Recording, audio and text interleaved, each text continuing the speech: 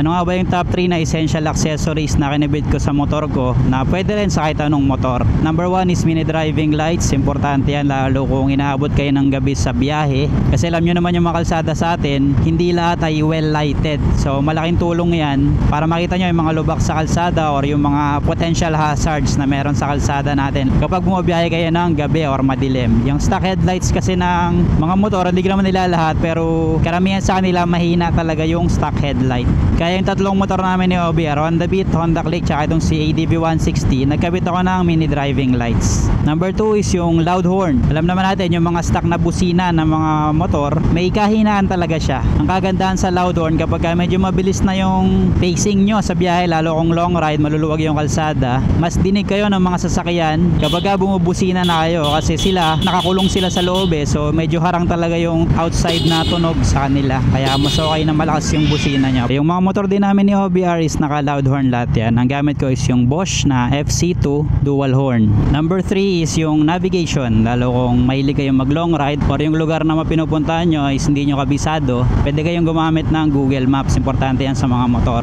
Dati ang gamit ko yung cellphone ko na pang navigate. Tapos meron lang akong phone holder sa kanya, yung push lock na yung copy lang, mumurahin lang siya. Okay din yun. Pero yung phone ko kasi wala siyang stabilization, kaya parang naging dedicated siya na pang navigation ko. Kasi kapag sa handlebar mo nilalagay ang mga cellphone, posibleng masira yung camera or yung stabilization nga ng camera kasi maalog yung handlebar due to vibration, nagkakaproblema. Pero ngayon ang gamit ko na is itong satellite navigation na ilalagay mo talaga sa motor, na ginawa talaga pang navigation. Meron tong offline maps ang sa akin yan, pwede ako mag-navigate through offline maps, download lang ako. Tapos meron din itong tire pressure monitoring system.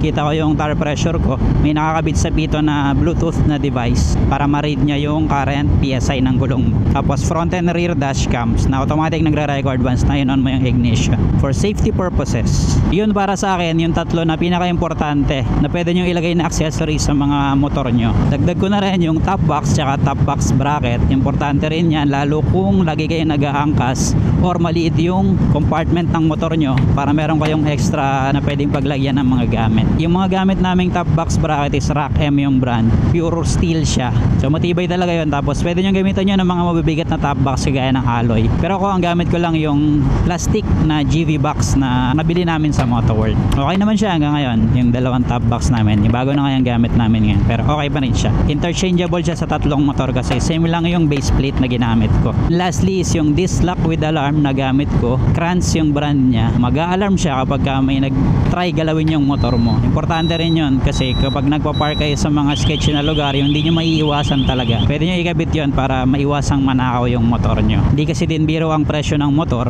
na malaking investment din yan sa atin. Kaya mas okay kung iingatan nyo talaga siya para may make sure nyo na safe siya kung iiwanan nyo man siya.